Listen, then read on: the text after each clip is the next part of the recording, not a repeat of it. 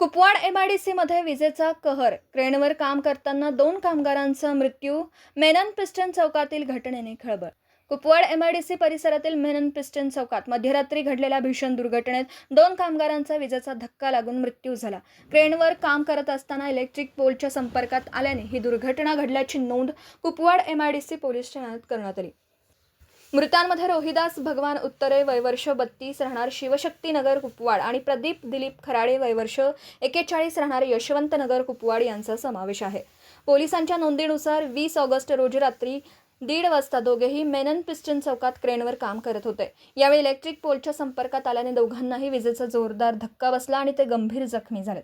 घटनेनंतर त्यांना तातडीने सिव्हिल हॉस्पिटल मिरज येथे दाखल करण्यात आलं. मात्र डॉक्टरांनी तपासल्यानंतर दोघांनाही उपचारापूर्वीच मृत घोषित केलं. रोहिदास उत्तरे यांनी रात्री 1:15 वाजता तर प्रदीप खराडे यांना त्यानंतर रुग्णालयात दाखल करण्यात आलं होतं.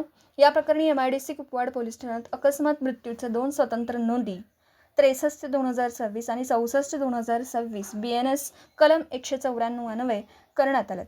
शवविच्छेदनाची तजवीज ठेवण्यात आली असून प्राथमिक तपास पोलीस हवालदार कोळी करीत आहेत. मात्र घटनेनंतर आता सर्वात मोठा प्रश्न उभा राहतोय. क्रेनवर काम करताना विद्युत पोल आणि वाहिन्यांपासून सुरक्षित अंतर राखण्यात आले होते का? कामगारांच्या सुरक्षेसाठी आवश्यक उपाययोजना होत्या का? 2 कुटुंबांवर दुःखाचा डोंगर कोसळला. त्यामुळे या दुर्घटनेमागील नेमकी कारणं आणि सुरक्षेच्या नियमांचं पालन झाले होतं की नाही याची सखोल चौकशी करून निष्काळजीपणा आढळल्यास जबाबदारी निश्चित होणं गरजेचं आहे. कुपवाड एमआयडीसीमधील या दुर्दैवी घटनेने कामगारांच्या सुरक्षेचे गंभीर प्रश्न पुन्हा ऐरणीवर आणला.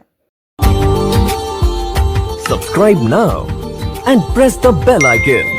Never miss an update.